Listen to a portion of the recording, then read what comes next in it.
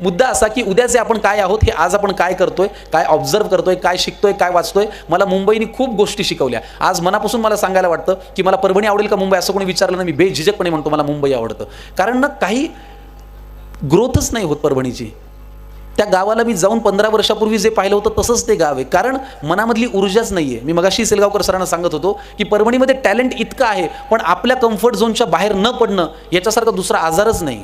तिथल्या तरुणांना आजही असं वाटतं की आपण मटेरियल खावं, पांटपरी वृत्तीवर राहावं, दिसेल त्याला नावं ठेवावे. पण याच्याने आपलं काहीच होत नाही पुढे. आपण तेच होऊन राहतो जे आपण आत्ता आहोत, नावं ठेवणारे. आपल्याला नाव करायचं असेल तर आपल्याला उठून कुठेतरी जावं लागतं आणि हा प्रवास माणसाला फार मनापासून शिकवतो. मी आनंद यादवांचं झोंबी आणि नांगरणी नावाचं एक पुस्तक वाचलं होतं. त्याच्यामध्ये तो मुलगा 10वी पास होतो आणि वडिलांना प्रगती पुस्तक नेऊन दाखवतो. वडील तेव्हा भाताची शेती करत असतात. तर ते 10वी पास झालेलं प्रगती पुस्तक फाडतात, चिखलामध्ये फेकून देतात, म्हणतात दर नांगरण चल घे भात पिकवायला. तर तो मुलगा वैतागतो. तो रानातल्या चिखलाने ते प्रगती पुस्तक पुन्हा चिकटवतो आणि वडिलांना न सांगता रत्नागिरीकडे जाणाऱ्या एसटी मध्ये बसतो. बघा, आपण जे दुःख करत असतो ना की माझ्याकडे हे नाही, माझ्याकडे ते नाही, मला हा त्रास आहे, मला तो त्रास आहे, याच्यावरती उत्तम उपाय हा उतारा आहे. 10वीचं ते पास झालेलं पोरगं रानातल्या चिखलानी ते प्रगती पुस्तक चिकटवतं, घरच्यांना न सांगता रत्नागिरी जाणाऱ्या एसटी मध्ये बसतं. तेव्हा त्यांनी हा उतारा लिहिलाय की मी रत्नागिरीकडे जाणाऱ्या एसटी मध्ये बसलो, माझ्या कानाला गार वारा लागत होता, माझी माय बाप ते करत असलेली शेती सगळं मागं सोडून मी पुढे जात होतो. माझ्या गावाकडे जाणारा रस्ता, ही झाडं सपासप मागे पडत होती.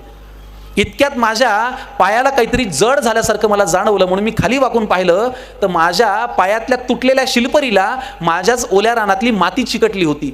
काडीनं मी ते मातीचं ढेकूळ काढलं, हातात घेतलं, खिडकीतून बाहेर फेकणार इतक्यात थांबलो आणि पाहिलं त्या मातीच्या गोळ्याकडं आणि त्याच्याशी बोललो. म्हणलं चल तुला रत्नागिरीला घेऊन जातो. त्यानंही मला आपसूक प्रश्न विचारला, कशाला नेतोस रे गड्या? त्या मातीच्या गोळ्याला मी सांगितलं की चल तुला बी दाखवतो की रानात राहिलास तर तुझी कशी मातीच होऊन राहील आणि शिक्षणासाठी रत्नागिरीकडे गेलास तर शिकून तुला बी कसं कान, नाक, डोळा आणि रूप येईल. हे 10वी पास झालेल्या पोराला एवढं स्ट्रगल करावं लागतं. तर मला असं वाटतं की आज आपल्याला 2 हात 2 पाय सधनता आहे. आईवडील आपल्याला घरी गेल्यानंतर जीव घालतात, काळजी करणारे भावंड आहेत. अशाही वेळेला आपण जर खचून जात असू तर त्याच्यासारखं कुठलाही कर्मदरिद्रीपणा नाही. कारण काहीतरी करत असताना सतत मनामध्ये उभारी ठेवणं हे आज आपल्याला जमू शकतं. आणि गौतम बुद्धांचं फार सुंदर वाक्य, अत्त दीप भव, तू तुझ्या जीवनाचा उजेड देणारा दीपक आहेस, दुसरं कुणीही नाही. तुझं पान दुसरं कुणीही वाढणार नाही, ते तुझं तुलाच वाढावं लागेल, तुझा स्वयंपाक तुलाच करावा लागेल. एकमेका सहाय्य करू हे काहीतरी तुमचं झाल्यानंतर लोक तुमच्या नावावर उपायाला आल्यानंतर हातात हात घालतात, पुढे जातात. पण त्या पोझिशनला पोहोचेपर्यंत आज आपल्याला आधार देणारे फक्त आपण आहोत. आणि हे मी माझ्या आईवडिलांशी शेअर करतो, घरच्यांशी करतो, सहकलाकारांशी थोडं कमी करतो, कारण सगळं स्पर्धेचं झालेलं आहे या व्यावसायिक जगामध्ये. त्याच्यामुळे आज ह्या वेगवेगळ्या अंगाने पुढे जाणाऱ्या क्षेत्रामध्ये तुम्ही जर आज काही करत असाल तर आजचं ऑब्झर्वेशन, आजचा वक्तशीरपणा, आजची ऑब्झर्व केलेली माणसं, आज वाचलेलं पुस्तक, आज वाचलेल्या ओळी उद्या आपल्याला मदतीला येणार आहेत. सोशल मीडिया सुद्धा आज फार प्रभावी झालेला आहे, पण त्याचा वापर सुद्धा लिमिटेड करावा असं मला फार मनापासून वाटतं. मी स्वतः कलाकार असून माझ्या 95% पोस्ट किंवा स्टोरीज ह्या माझ्या कामाशी निगडीत असतात. कारण लोकांनी आपल्याला पाहून त्यांना जर कंटाळा आला तर किती दिवस आपण पुरणार लोकांना? 5 मिनिटात लोक कंटाळू शकतात, 2 मिनिटांची व्हिडिओ क्लिप सुद्धा पूर्ण बघत नाहीत. तर त्याच्यामुळे हे करत असताना आपल्याला आपल्या लोकांना किंवा लोकांना आपला कंटाळ येऊ नये हे सुद्धा पुरून खाताना फार विचार करायसारखी गोष्ट आहे. आणि सोशल मीडियावर तुम्हाला इतका उघडा करतो, इतका एक्सप्लोर करतो की तुमचं सगळ्यांना माहिती असतं. मी आता माहिती देताना कोणाला तरी म्हणालो की मला जुळी मुलं आहेत, त्याच्यावर ते म्हटले आम्हाला माहिती, तुमचे सगळे फोटो आम्ही पाहिलेत. काही खाजगी राहिलेलंच नाही, कारण सगळ्यांना सगळं माहिती असतं तुमच्याविषयी. त्याच्यामुळे काय ठेवावं आणि काय टाकावं याचंही भान. कारण उद्या जर आपलं सगळंच सांगून संपलं तर उद्याच्या तुमच्यामध्ये काही नाविन्यच राहणार नाही.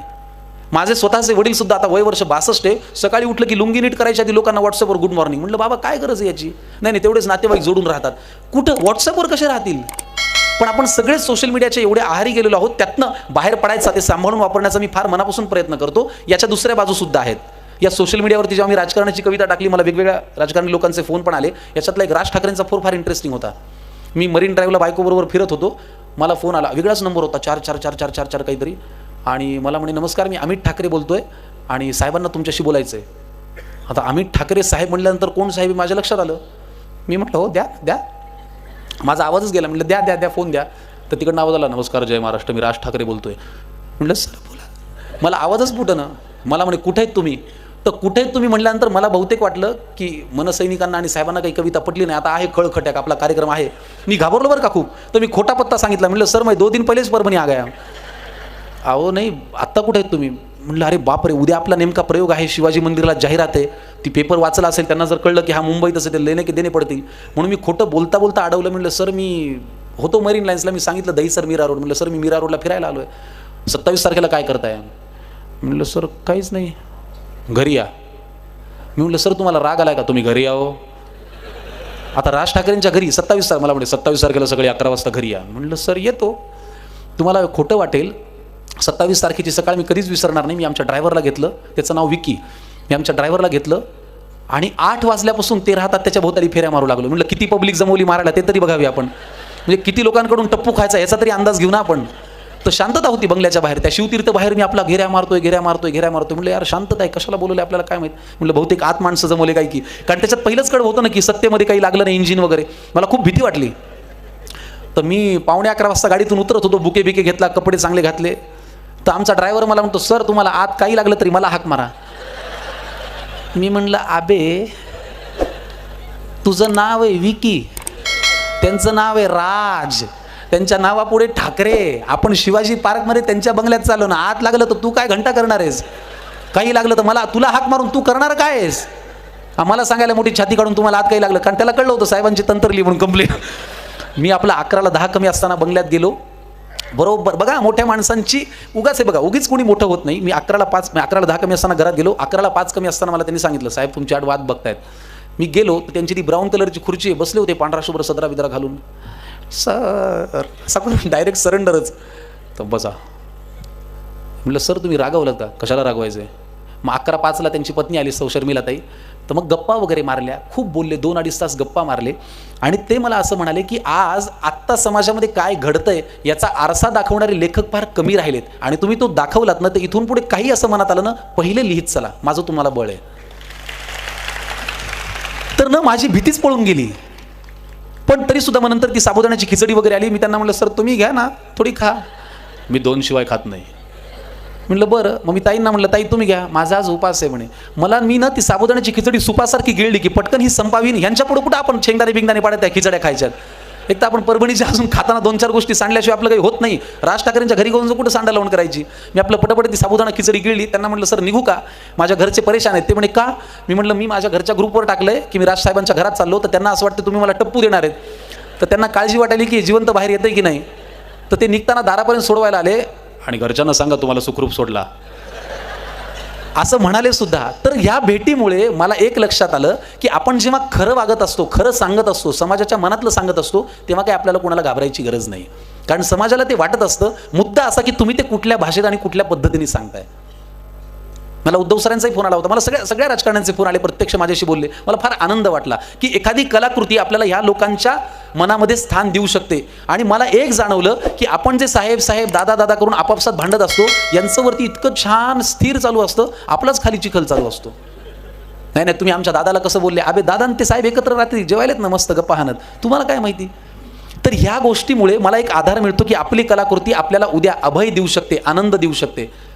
असंच पंढरीच्या विठुराया कवितेच्या वेळेला पण झालं. ती कविता सुद्धा मला ऑब्झर्वेशनमधून सुचली. बाबा महाराज सातारकर आले होते एबीपी माझा कट्ट्यावरती, आणि त्यांना विचारलं होतं की बाबा महाराज तुमचं वय आहे 85 वर्ष आणि तुम्ही वारी सुद्धा 85 वर्ष केली, मग 2 वर्ष वारीमध्ये खंड पडला, तुम्हाला वाईट नाही का वाटत? ते म्हणाले अजिबात नाही. पहिली गोष्ट माझं वय जरी 85 असलं तरी मी वारी 86 वर्ष केली आहे, कारण पहिल्या वर्षी वारी झाली तेव्हा आईच्या पोटात होतो. मग त्यांना विचारलं मग 86 वर्षाच्या परंपरेमध्ये खंड पडला, तुम्हाला वाईट नाही वाटत? ते म्हणाले अजिबात नाही. 86 वर्ष मी पांडुरंगाला भेटतो याचं काय कौतुक, पांडुरंगही मला भेटतोय ना, मग वाईट त्याला वाटायला पाहिजे की बाबा महाराज कसं नाही आले गड्या. या अधिकाराने आणि या हक्काने आज आपण देवावरती प्रेम करतो का? अजिबात नाही. आपण सुनबाईची रजा बघून सत्यनारायण उरकून घेतो. हा घ्या उरकून, सुनबाई घरी आहेत. तुमच्या सुनेच्या रजेवर सत्यनारायण येईल कसा? मला त्या लोकांचं विलक्षण कौतुक वाटतं ज्यांच्या कारमध्ये भगवा हनुमान उलटा टांगलेला असतो. असा कसं काय धाडस होतं, त्यांनी संजीवनी उचललाय, त्याला तुम्ही उलट टांगता. बरं याच्यावरती काही लोक त्याला धक्का म्हणून अरे अबे हनुमान ते, ही भक्ती कुठली आहे, ही श्रद्धा कुठली आहे? हनुमानाला असं टपली मारून असं म्हणजे मला कळतच नाही. आपण वेगळ्याच धुनकीत आहेत सध्या. तर मला असं वाटतं की त्या भगवंताला सुद्धा माझी आजी म्हणायची मला की तू भगवंताची श्रद्धा एवढी मनोभावे कर की उद्या जर काही चांगलं झालं तर त्याला सांगता यायला पाहिजे की हे तू केलंस, आणि काही वाईट झालं तर मनामध्ये तेवढं धाडसही पाहिजे की मी सगळं चांगलं करतो, मग माझं कसं काय वाईट केलंस. या अधिकाराने आणि या हक्काने देवावरती प्रेम करायला पाहिजे. या सगळ्या फॅक्टरमध्ये मी तुम्हाला फार मनापासून सांगतो, मी देवावरती नितांत श्रद्धा ठेवणारा माणूस आहे.